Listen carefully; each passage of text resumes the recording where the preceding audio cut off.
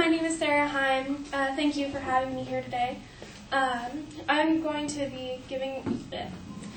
to be arguing in favor of the President Obama's plan for the fiscal cliff. But first I thought I'd start us off with a poem.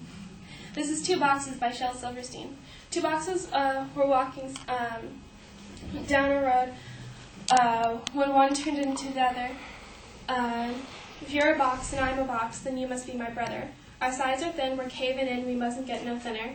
And so two boxes hand in hand went home to get their dinner. What does this poem have to do with Congress? If you're a person and you're facing a problem, you should be able to work together to diffuse that problem. But so far we haven't seen that. According to the state debt clock, we are at $16.2 trillion in debt. According to the Bureau of Labor Statistics, we are at 7.2% unemployment. And according to Politico.com, your approval rating, Congress, is 18%, the lowest it's ever been. Good job. So I'm here today to argue that not only is the President's plan the best way to save the economy and save us from recession, it's also the best plan for you to save your jobs. So, first I'm going to argue for you that the fiscal cliff is a symptom of our bigger problem, which is the inability of Congress to get along. Second, I will argue that the President Obama's plan will save us from going over the fiscal cliff and will also boost American support. And third, I'm going to argue that we need to make smart spending cuts in order to relieve the debt on the nation. So first, I have to argue that you failed us as a Congress. We elect you into office because we expect you to represent the American people and tell us what's right and tell us what we need to hear. Make the decisions that are hard for us to stand by. And instead, you're quibbling over a party line that you refuse to cross. As an American citizen, I love my representative. Ed Royce is someone who I look up to. But when I hear that he signed the tax pledge and that he refuses to raise new taxes, that's not something I can abide by. As a representative, you should be looking out for my best interest. And if that best interest is for you to raise revenue so that we can pay off this debt, then I expect you to do it. I expect you to sit down with the rest of Congress, and I expect you to work this out. Our problem, the American people's problem, is your polarization of Congress. According to Richard Friedman in his book, That Used to Be Us, we have polarized ourselves so much that we stand on two different sides. And you think you live in this imaginary world where if you're a Democrat and you're a Republican, you don't have to work together to solve problems. Well, I can tell you that in my world, when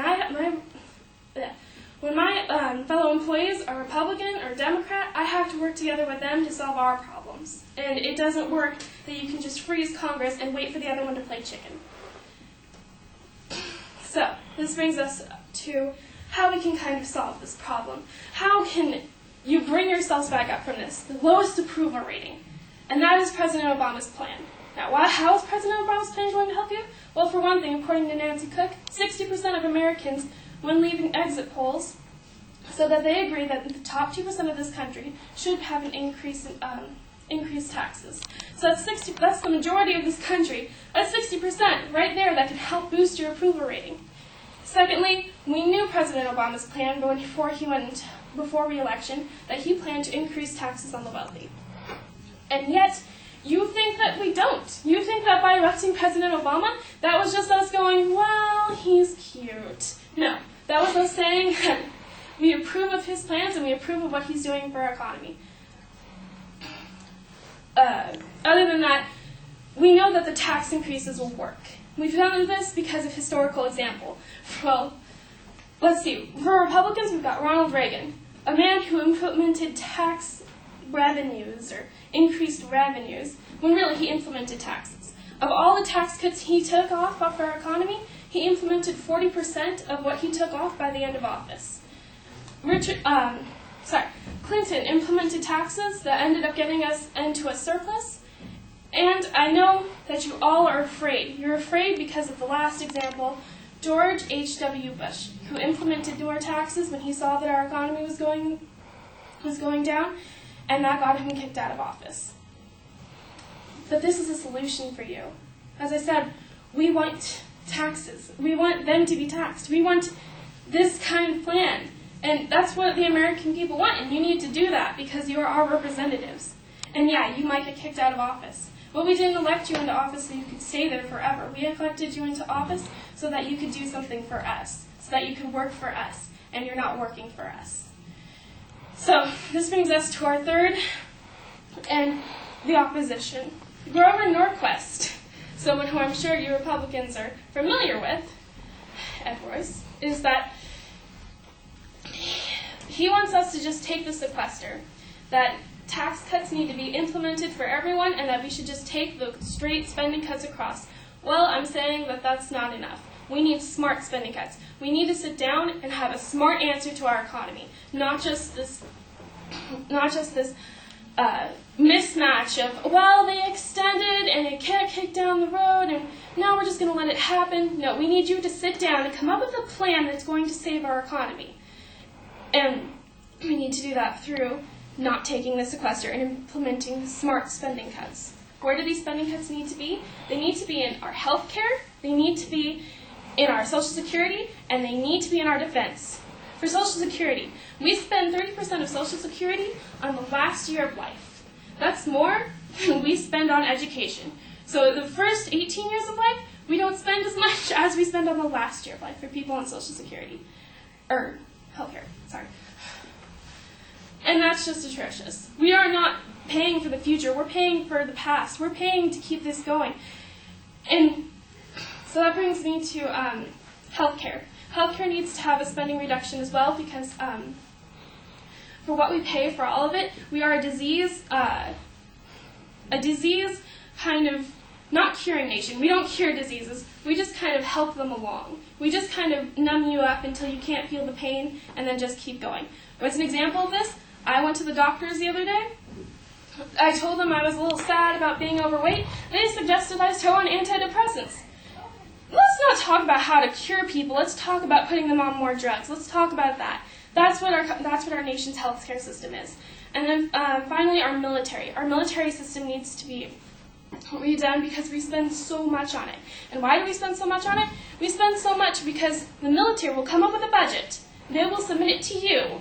And it will be triple full by the time it leaves this place because you tack on things for your individual states. You say, well, California can build you another jet. Let's tack that on. Let's take this off. Let's take off the things you need and implement the things you don't need.